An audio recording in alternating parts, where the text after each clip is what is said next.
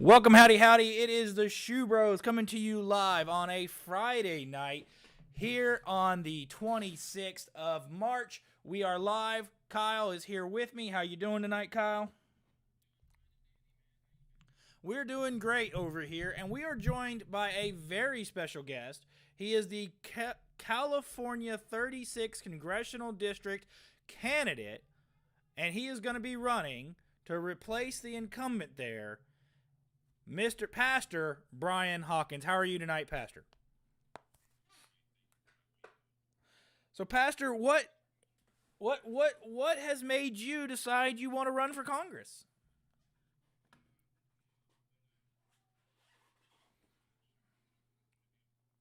Okay.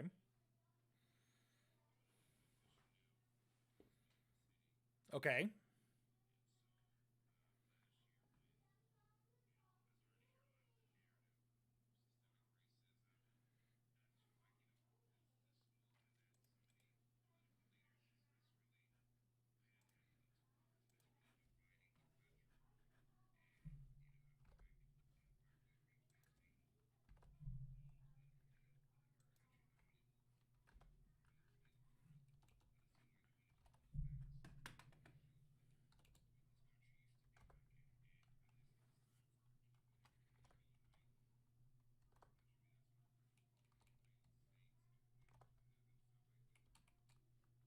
Okay.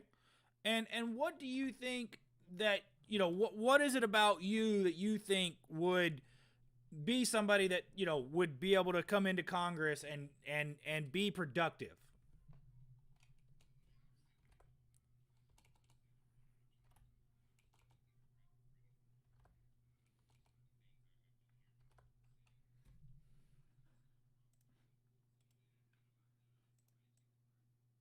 Mm-hmm.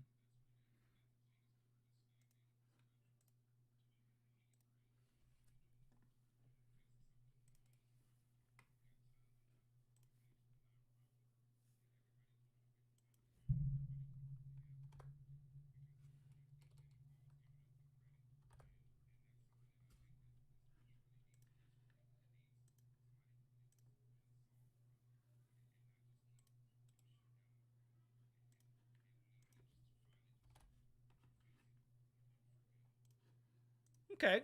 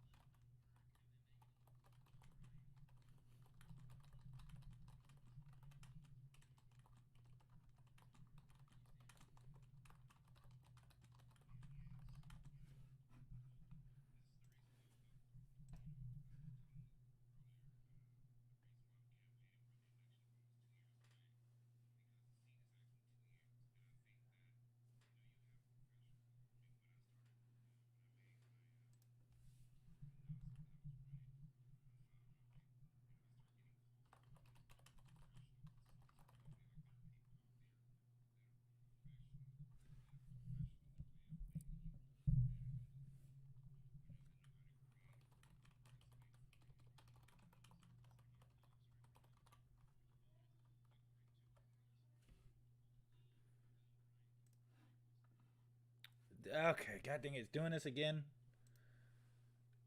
Okay, it shows that you guys, when you talk, it shows that you guys. Okay, let me. I don't know what I can do here. I don't know why it's not doing it.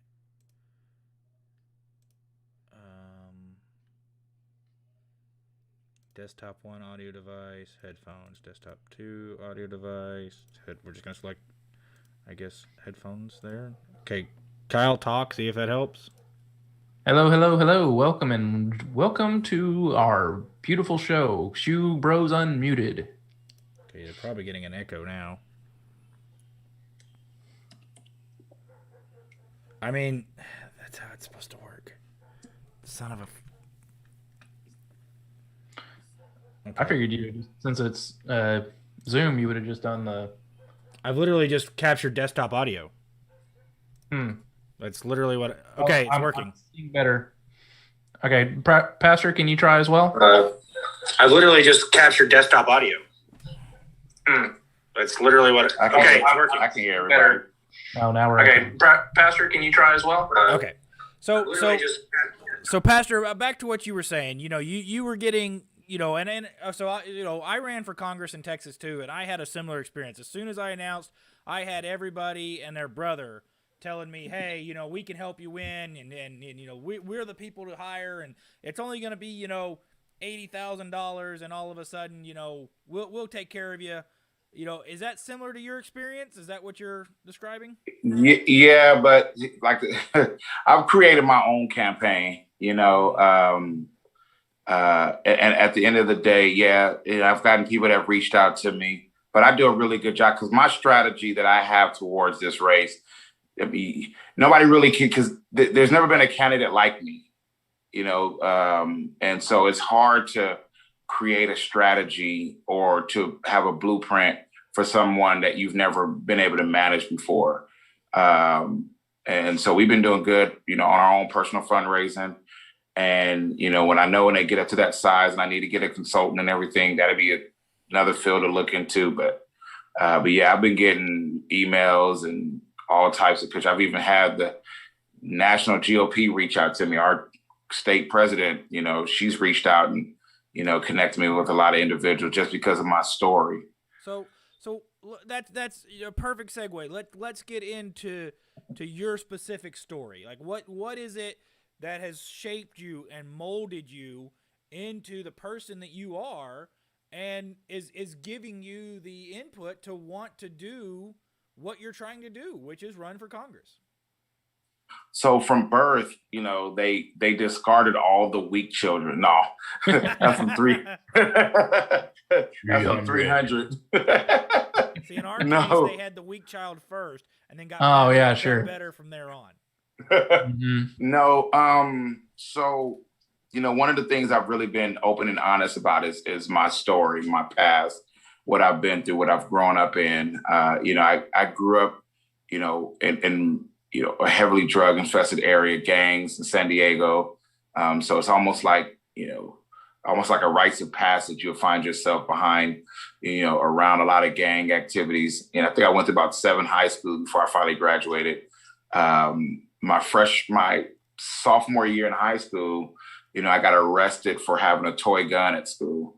I ended up going to juvenile hall for 30 days behind having a toy gun. Yeah. And I remember the judge telling me I was a menace to society. And I'm like, man, I was just doing a prank at school. Like, it was like nothing major, nothing big. It was like a little small 22 Dillinger type toy gun. It was like one of those, like, and you see the movie where the lady pulls the gun out of her purse and she lights the cigarette or something like this. One of those little cute little guns. Yeah. Well, it wasn't cute because I ended up going to juvenile hall for it. And then when I was 18, I got arrested for being in my friend's house. His dad's gun came up missing. So he pressed charges against all of us that was there. And I ended up signing a deal for 1 year in county jail. And it came with a strike, Because you had that prior, right? Well, the juvenile was kind of closed. Okay. But the next offense, when I was driving a car to work, the car was stolen. And that was because of the prior. Now, because I had the strike, the joyriding, which it should have been just joyriding. Like normally they'll call your parents, come pick you up. But no, when you have, a record, so I ended up getting 2 years in prison and then a couple of violations. And finally I was done with, the whole prison life. I thought I was. And 2004, I had a rental car that was 3 days past the agreement. And I ended up getting arrested on the freeway because I had a car accident. And I ended up doing 6 years in prison for having a rental car 3 days late. Wow. Yeah. So I would like to say that there's, something there, but I have literally been late for a flight and just left the rental car at the front of the freaking terminal and called the company and said, come get it. It's at the front of the terminal. It'll get towed if you don't come get it. And I mean, maybe it was because I was on the flight before the cops could show up. I don't know. But I didn't get arrested. Hey, I don't know. Yeah, and that's the whole thing that, where it talks about understanding the law and where we're at. Like, I'm in no way am I saying that, hey, I was innocent. Like I had my own, faults and mistakes that I've made. But what was so unique about that 6-year time was that while I was in there, I ended up starting a program, start doing a lot of reading, research, and I'm literally in prison. I'm like the Tony Robbins in prison. I'm encouraging inmates to turn their lives around and become better them. And I'm reading all these successful books, and I'm really getting into my Bible and really like encouraging so many people to, be better, be the better selves or whatever. And when I got out, you got this, you can believe the narrative, or you can believe that because you make mistakes, you can never follow your dreams. You can never accomplish anything. Well, I ended up getting good jobs. I got married. And, from there, it's like I never looked back. It's like 13, 14 years ago that I've been out now. And when I decided to run for council, because of all the stuff that I do here, I had the law enforcement behind me, especially when I came up against BLM and, all the different organizations. It really just showed my character, my personality. And so it just gives so much weight to what the narratives keep saying as far as the system is designed to keep the Black man down and everything, because I bring such a unique perspective that if I can overcome what I've been through and run for council, be involved in my community, and it's kind of hard to argue anything else. No, I agree, and I mean, I think you bring a very neat perspective. Well, neat's a really weak word for it. A really unique, unique, strong, unique, amazing, a strong perspective to a lot of the situations that we've got going on, and I really would like to get your opinion on bail reform. I think that's a topic I think. Oh, we would have a shameless plug! I wasn't even going to mention it.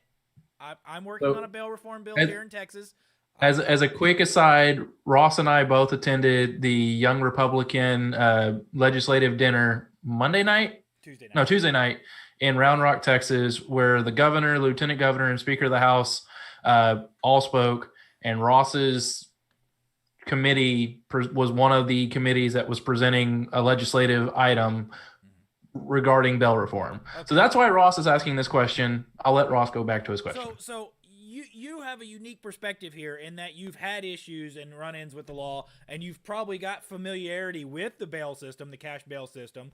So what do you think about, like, California right now has gone through some bail reform, but it seems more of just let everybody go as soon as they touch steps in the jail. Where do you stand on bail reform? Somebody said, Ross, your audio is super low. Yeah, I saw that. I turned myself up. Okay. Yeah. So obviously, I've never bailed out, and you're not a major airline company. No. Here's the thing. There's some pros and cons to bail. Mm-hmm. So when a person has to sit in jail, this is where they tend to get that higher conviction. Mm-hmm. Because an individual is sitting like for myself, I was 18 years old. I'm sitting in jail for about 5 months. And here come the district attorney come and tell me, hey, if you sign this deal, you'll go home. in about another 6 weeks. I'm like, okay. So I signed it thinking out, I mean, I'm not realizing that I'm signing a strike and a criminal record and everything. Whereas, you know, when you can bail out, when you are able to get bail, you know, you can now work the system to your advantage because you can continue the case, you know, I mean, and like I'm saying, there's pros and cons because at the end of the day, you know, you could file for a continuance. And there's been people that's filed for continuance. And like I knew guys that sat in county jail for years on continuance. Yeah. You know, waiting out witnesses, you know, waiting out the strength of the case. And so it's kind of a tough thing. Like I know that there's big business in bail bonds. But at the end of the day, I think that there should be a better strategy for it. That it doesn't weaken the case to allow an individual to take advantage of the length of how they're out. Because you can basically become free and stay out and ultimately have your charges dismissed simply because, you know, sometimes a witness or even harassing a witness. And so I don't know, it's just a tough place to put yourself into. Yeah, and I mean it's definitely something where, you know, the bill we're looking at here, it creates a risk register that every magistrate then follows. There's no one for one county, one for another. It creates a statewide risk register where every magistrate uses the same utility to be able to decide what the bail should be. Are we in old England now with magistrates? Well, so a judge is a magistrate, whether I thought we were judges. I mean, whether you like that fact or not, a judge is a magistrate. So what it does is it creates this risk register that allows every judge, every magistrate to be able to decide, you know, what the risk level should be. It takes into consideration the crime. It takes into consideration the person's past. It takes into consideration, you know, was there a weapon involved, things of that nature. And based on that, it creates whether the person should receive a bail or not. If the person receives a bail, then it goes to least restrictive means, meaning that it might, you know, least restrictive means that if you're a super non-flight risk, you're just going to get an ankle monitor and be sent home, right? You're not going to be put in jail at all. And what we're trying to do, the intent here, is that violent criminals will stay in jail and not be released to the general public so that they can harm somebody. But non-violent criminals won't be saddled with a $10,000, $20,000, $50,000 debt and, you know, not be able to get out, like you said, because then the people who can't get out of jail tend to take those plea deals just to get it over with, kind of. And we'd rather people be able to search for justice and be able to spend their time working to get justice. But let's talk about some other topics. So what are the policies that are near and dear to your campaign?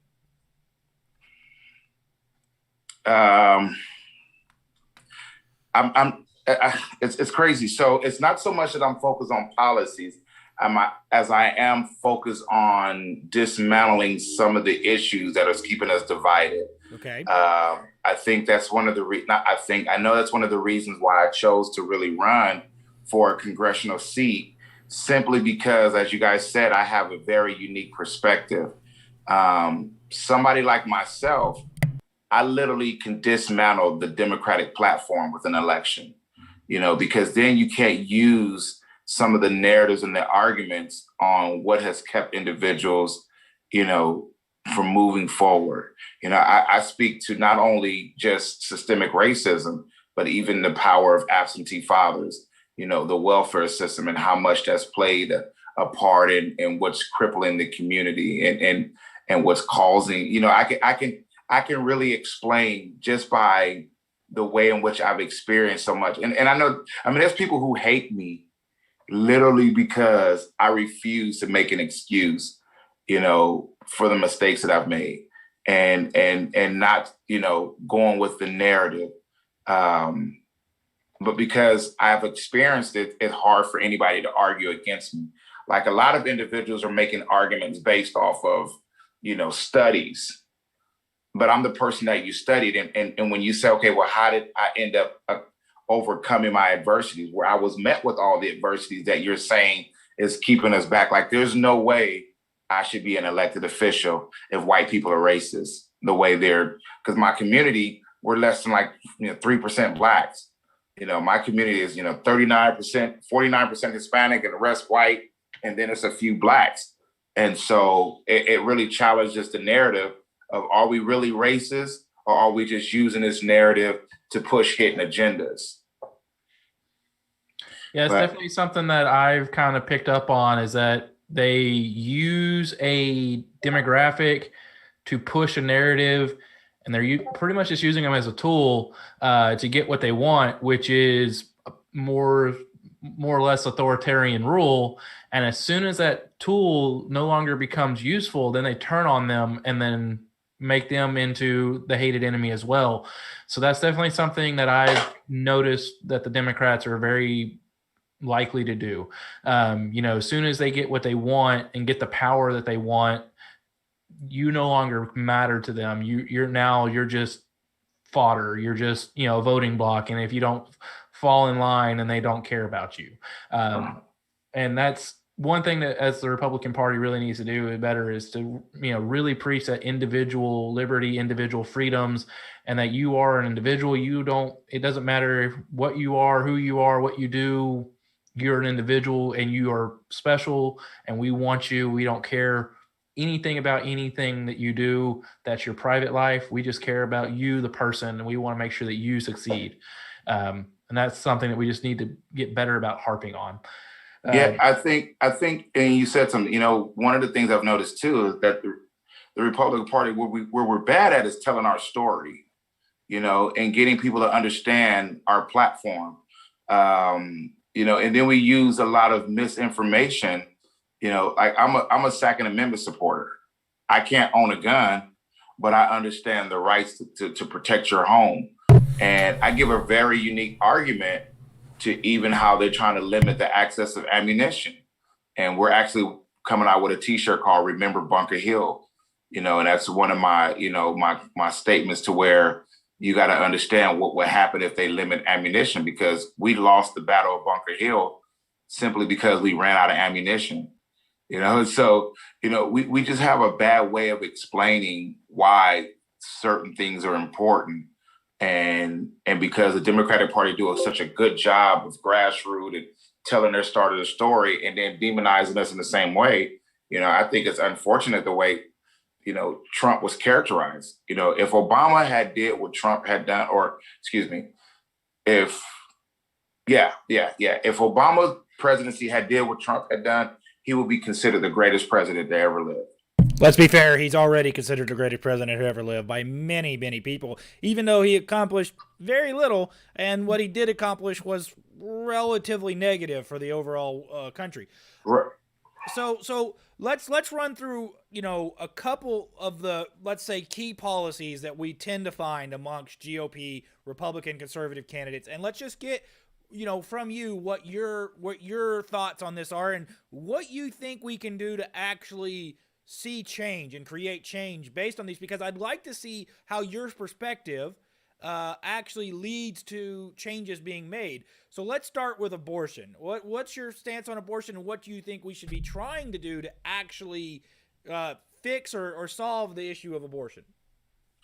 So abortion is such a sensitive subject. So one, I'm pro-life, and not just pro-life, but all life, the whole life.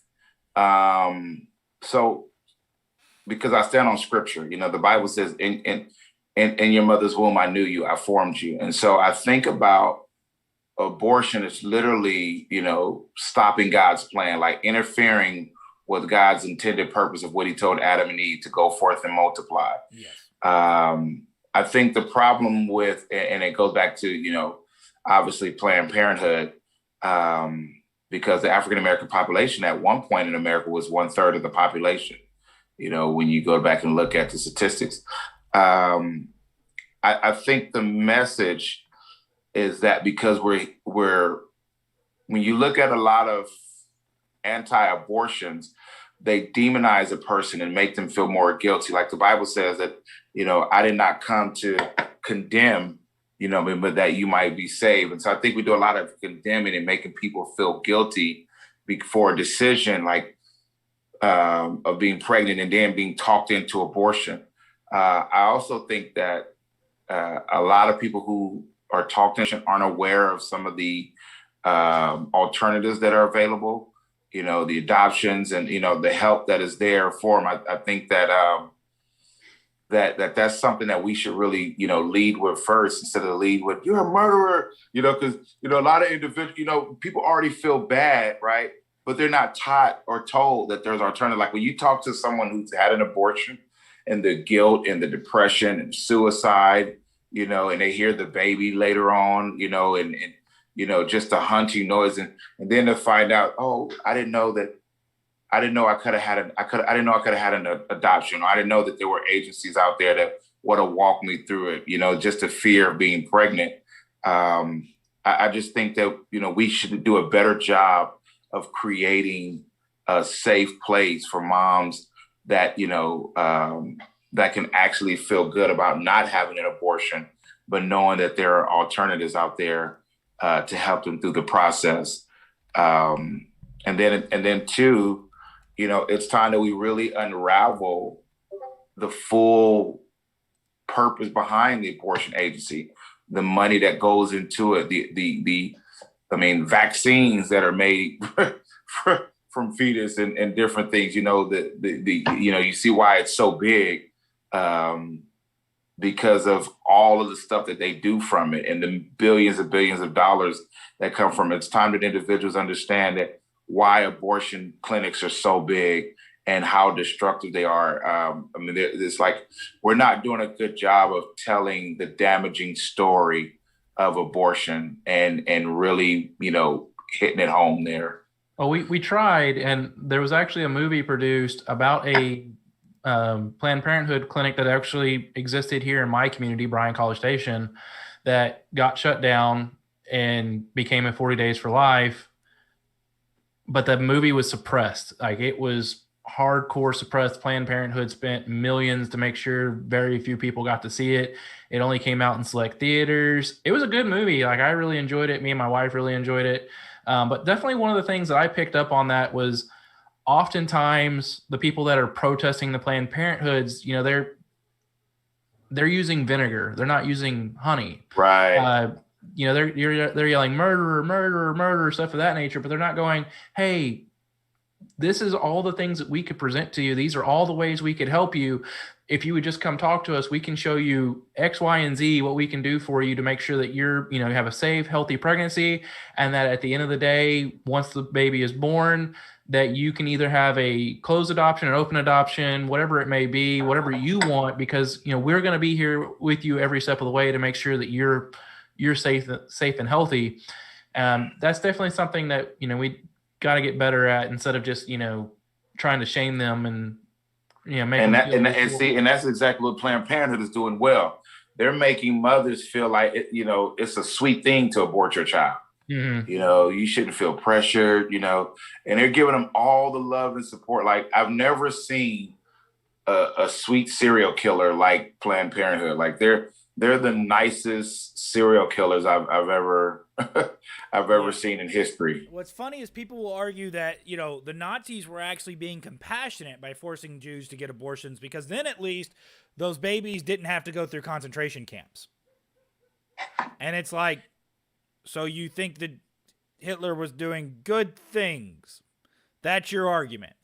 Your logic is that Hitler was doing good things. Okay, so here's where I stand on abortion, and you can just tell me where I agree. So I think abortion and slavery are intertwined. I think the problem with abortion is that to be allowed to abort a child, a human being, you have to say that that human being is inferior to the mother. And therefore, because it's inferior, that the mother has ownership of that human being. And because the mother has ownership of that human being and it's her possession, she can then decide to, kill it if she decides to. Which, if you go back to the days of slavery, that was the exact argument that was being made about slaves. And when people say, oh, well, it's compassionate, Slave owners made the argument that they were actually being compassionate because they said, well, if we didn't own these people, they wouldn't be able to care for themselves. They wouldn't be able to survive. They'd die. They don't know how to live on their own. That was a literal argument that slave owners were making. But yet people who make abortion make the exact same logical arguments, just instead of taking white and black, they're taking mother and infant or embryo. That's the only change in the logical chain. It's exact same in the logical chain. So for me, what I see it as is I see it as a problem of equality. We have in this country laws and a constitution that says every person, every human being is equal to another human being. But yet we're saying that what science has clearly stated is a human being, which is an embryo, a fetus, a zygote.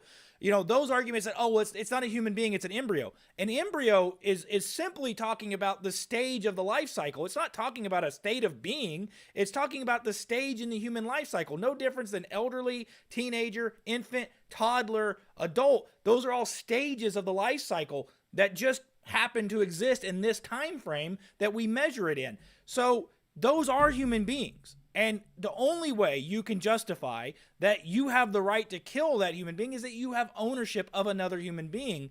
Do you think that the argument that they're making, if they're saying that they're allowed to own another human being, do you think they'll ever apply that logic to, say, small children or to political foes or the like?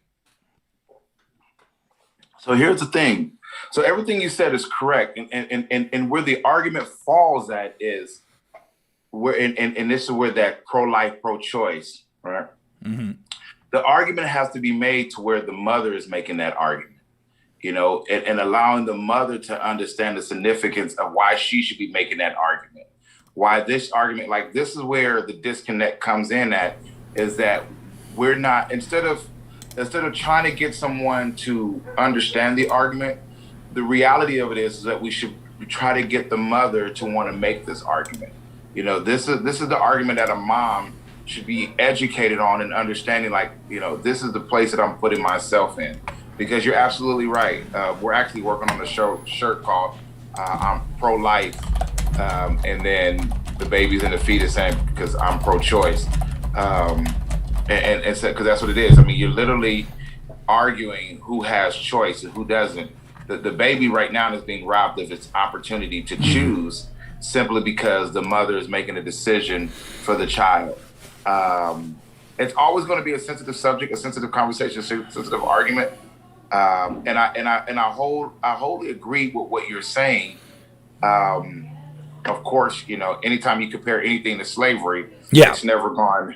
Yeah, it's never going to be received well because nothing, with the exception of the Holocaust, a few other period times of history, can you really say compares to slavery? But I understand the idea because you're right.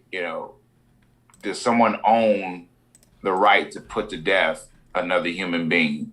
Exactly. And, and there lies the question, like, where do you get the right?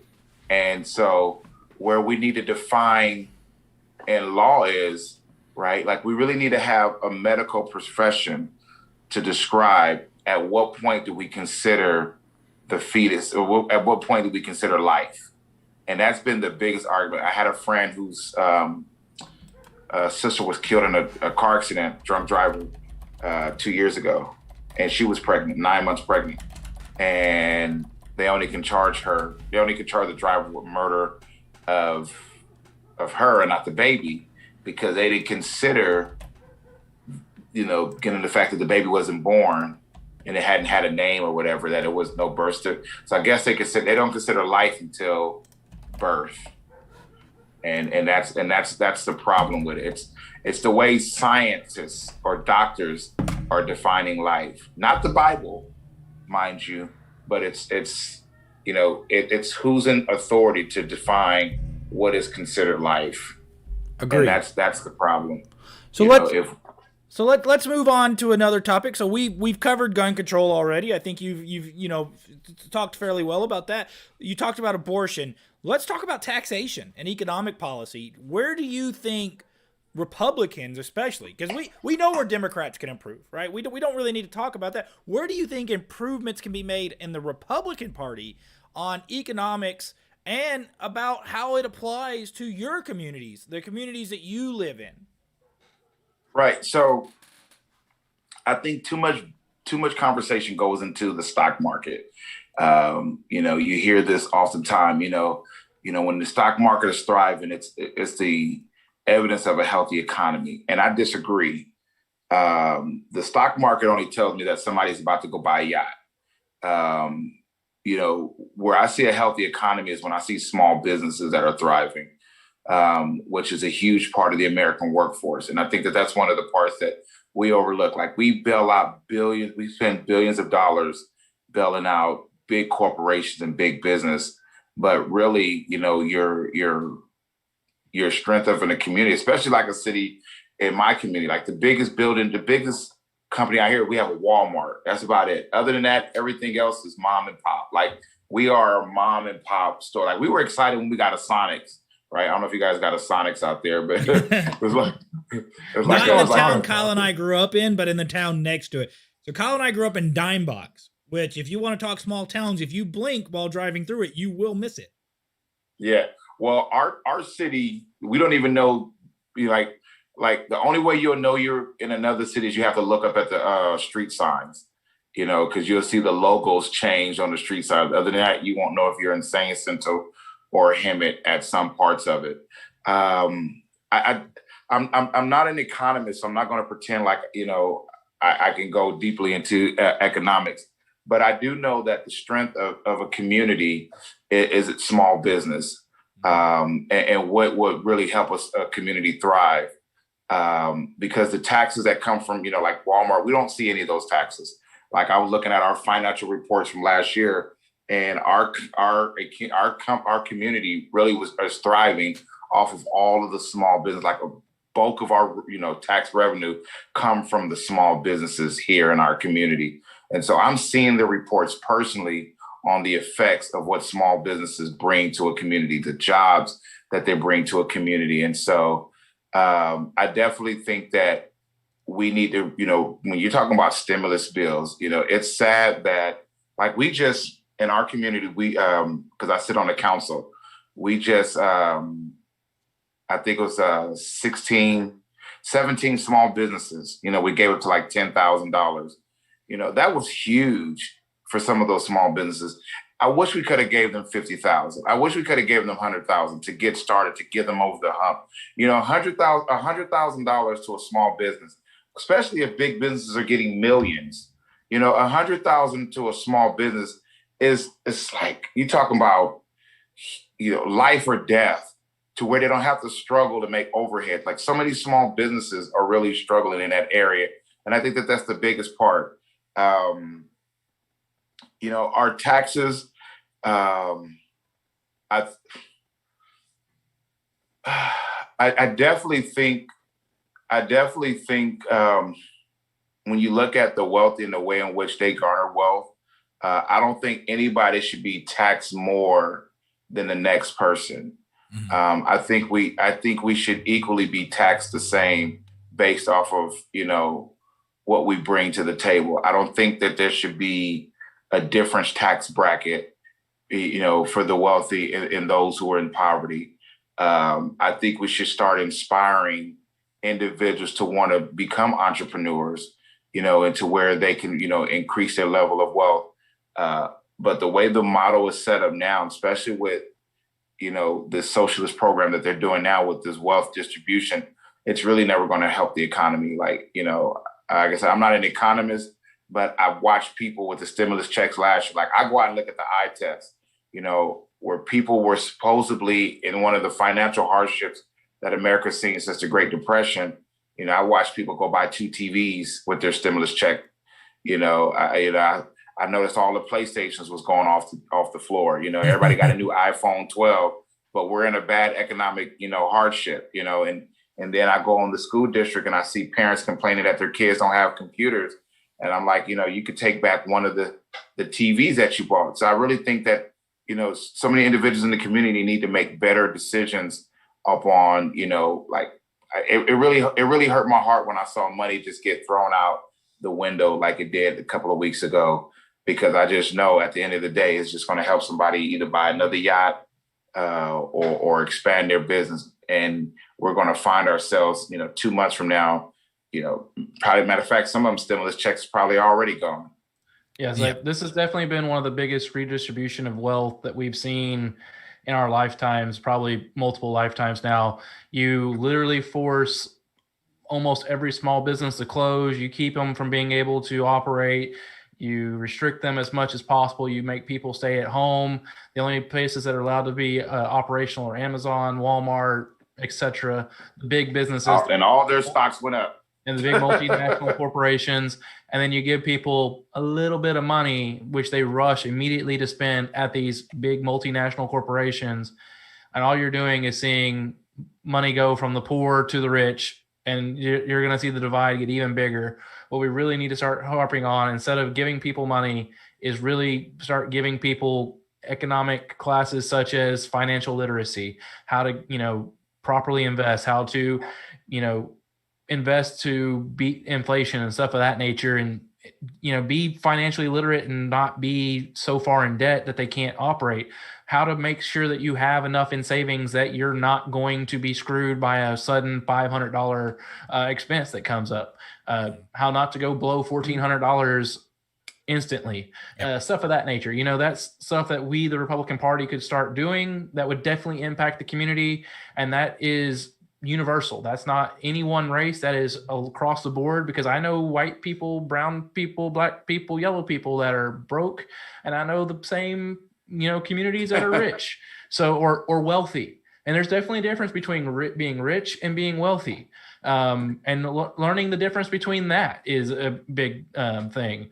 So definitely something that we should start teaching, offering classes on, and something that we can do to help make the community better, and just showing the people that we care about them. So definitely.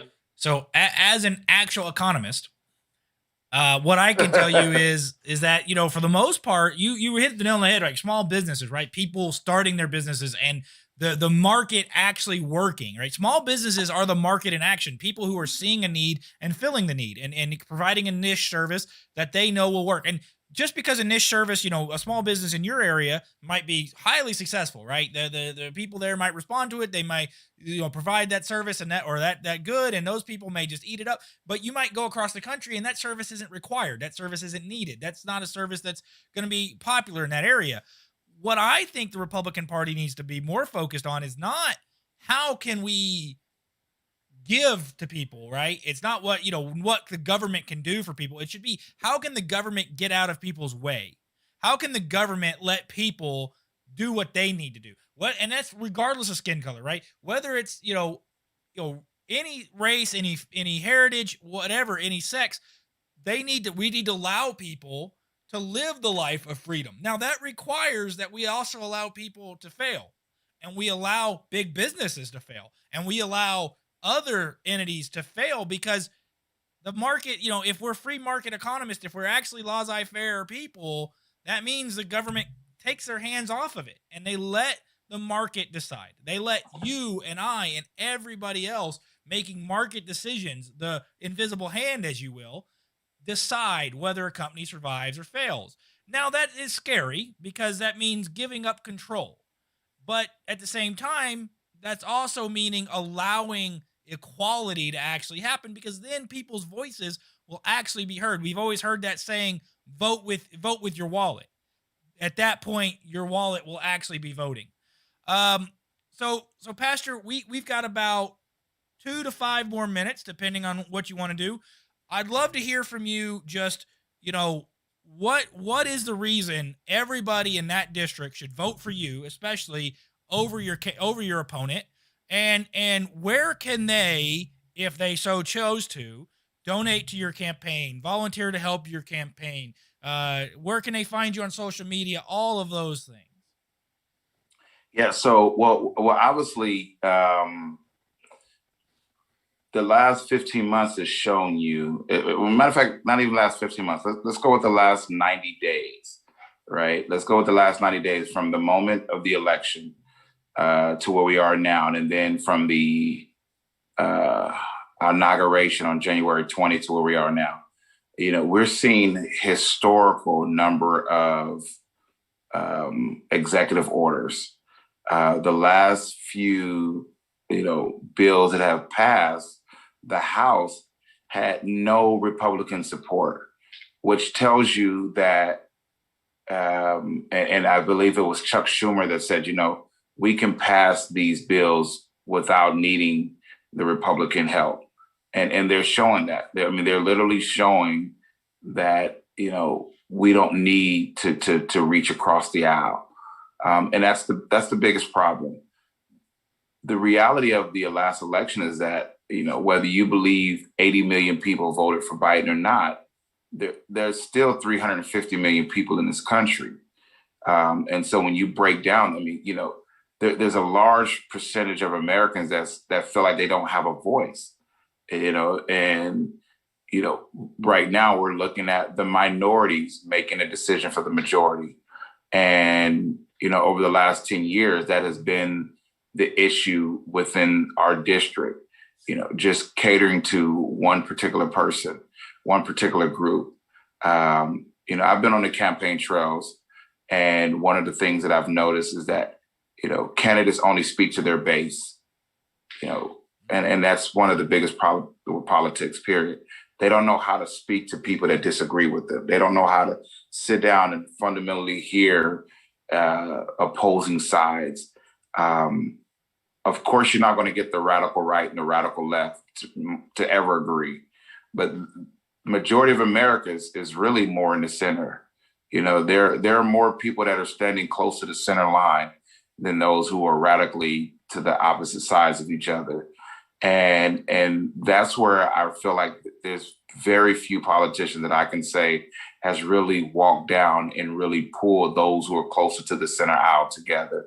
And that's where my message is at. Like, I understand where everyone's coming from. I don't subscribe to the LGBT lifestyle, but I understand, the humanity behind every person. If you're American, you deserve, the Constitution to support you. And I'll defend the rights of the Constitution for anyone. I don't believe that we should amend it based on individuals' personal preference.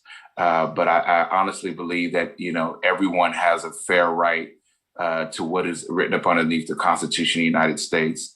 And that's something that I do and really want to push that narrative on, is to bring that bridge. Here it is, and I share with you guys my story. I'm an ex-felon, but I ran a Back to Blue campaign. Like, when many of the individuals in the Black community were yelling Black Lives Matter and marching for what they call equality, I was going out and doing something different. Instead of blaming all law enforcement, I was sitting down with law enforcement and figure out where can we find the healing at, and that's something I do. I've gone on live and said, I want to sit down with the Ku Klux Klan. So somebody know anybody from the Ku Klux Klan or neo-Nazi or skinheads, like, I want to sit down and find a healing. People are afraid to do that, to really go and sit down and because we're Americans, regardless if you agree on everything, at the end of the day, I don't think anybody, well, I can't say anybody want to see this country fail, because obviously there seem like there's some individuals that want to see, us become a communist country. But there are more people who resonate with what I want to do on both sides of the aisle, on both sides. And it's time to have somebody that can really speak to the heart of America, not to the red of the flag, not to the blue of the flag, and not to the white, but speak to the whole of the flag. What Betsy Ross stitched together, the red, white, and the blue. That's what makes us united. And right now you have too many politicians that are dividing our country and pushing agendas that keep us even further divided. And so that's the reason why I stand above, not even just, my opponent, but many other politicians. I am on social media under Real Pastor Brian, because I am a pastor of a church, but also renewingamerica2022.com is where you can, go onto our website. All right. Well, Pastor, I want to thank you so much for coming on and speaking with us and telling us your story and being open and frank with us. I mean, again, your perspective is something I think would be vital to people in Congress to be able to have, your story, the way you've gone about life, the way you've been able to do things. I think that's something we could definitely use in our Congress today, the actual perspective, not from the ivory tower, but from the person who's actually risen through the mud and has come up along the ranks. So I appreciate you coming on with us, sir, and I appreciate you giving to us. If you are a follower of the SchuBros, please go and become a follower of Pastor Hawkins and follow his campaign. If you live out in California, feel free to, volunteer to help with the campaign, volunteer to help out. Donate if you can. I'm sure Pastor Hawkins will have donate links here soon. We'll make sure to spread that to all of our audience as it comes available, and make sure that you're letting your friends who live in these areas, in this district, if you have people who live there, you have family members and friends, you let them know about the story, because the funny thing about California is they don't do party primaries. It's jungle primary. So it's just about the top two, whether they're both Democrats, whether they're both Republicans, is irrelevant.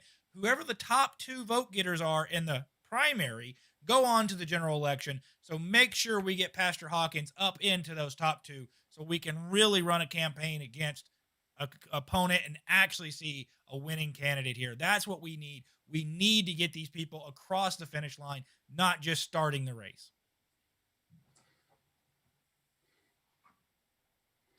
Any final comments, Pastor? One, like I said, I want to thank you guys for having me on here.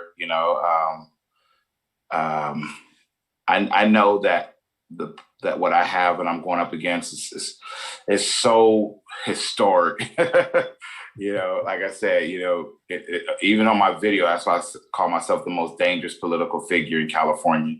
But you know what? Just the evidence of the last week, we launched our TikTok account last week, and our video is almost about to be at 1 million views.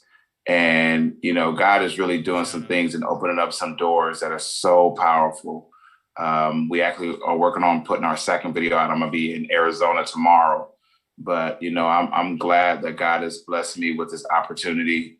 And I thank you, gentlemen, for allowing me to come on this platform with you.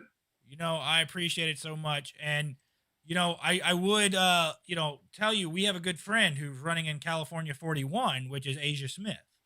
I'm not sure if you're familiar with her, but love for you two to get together, because I'm sure you two would have a very great conversation. Yeah, we talk all the time. Oh, really? Okay. Yeah. I'm gonna hit her up for not letting me know who you were sooner then. Yeah. Matter of fact, we're going to be in Arizona. She's going to be in Arizona with me tomorrow too. So. Alrighty. Well, Pastor, I want to thank you again for coming on with us. I want to thank you so much for what you're doing. Please keep up the good fight. Keep your head up and don't get discouraged, because I know there's plenty of people along the way who will be more than willing to try to shoot you down. But you're doing what's right. You're doing what's best. You're doing what you think is great. And you know what? It is great. We appreciate the heck out of you. For all the fans of the SchuBros, for all of our subscribers, if you're not a subscriber, and you're coming here because you know Pastor Hawkins, or you know Asia Smith, or you know whoever else, or any of the other guests we've ever had on, or you just like the content you see here, make sure you hit that subscribe button on whichever platform you're on. Follow us, like us, take the notification bell, take the plunge. It's not that hard. It's comment something, something. Yeah, just help us with the algorithm. It helps the algorithm. Make sure you're letting us know what you like, what you don't like, what we can do better, what we can do worse, and we'll try our best to fix what we can. We're two brothers. Maybe audio issues, Yeah, we try. We're doing the best we can.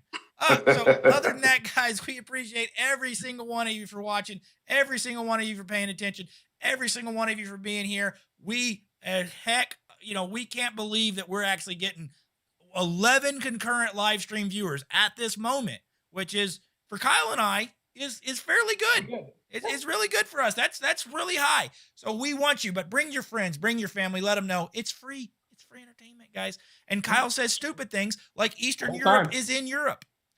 Yes, exactly. It's a legitimate quote. So thank you so much for joining us. Thank you so much for being with us. Thanks so much to Pastor Hawkins. Make sure you go like and subscribe on his page. Make sure you hit him up on TikTok. Make sure you find his campaign page. Make sure you take care of him, and make sure that we know that our candidates are the candidates that we want to win. And forevermore, God bless you all, and have a great night. Thanks, and gig 'em, and God bless. Thank you, guys. The Honorable, the Chief Justice and the Associate Justices of the Supreme Court of the United States. Auf Wiedersehen. Yay, Chung oh, Dude. yay, oh, yay.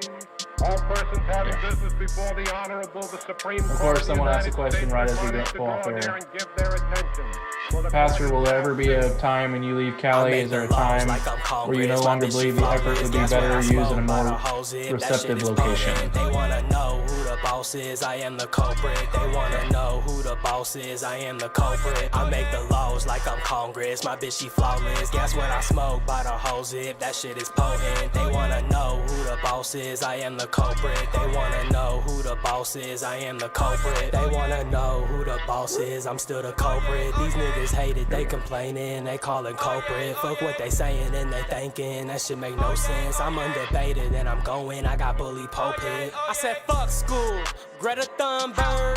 I make money typing words till my thumbs hurt. Yeah, she look cool, but I don't love her. And when I'm fucking, only time them hoes come first. I make the laws like I'm Congress, my bitch she flawless. Guess what I smoke by the whole zip, that shit is potent. They wanna know who the boss is, I am the culprit. They wanna know who the boss is, I am the culprit. I make the laws like I'm Congress, my bitch she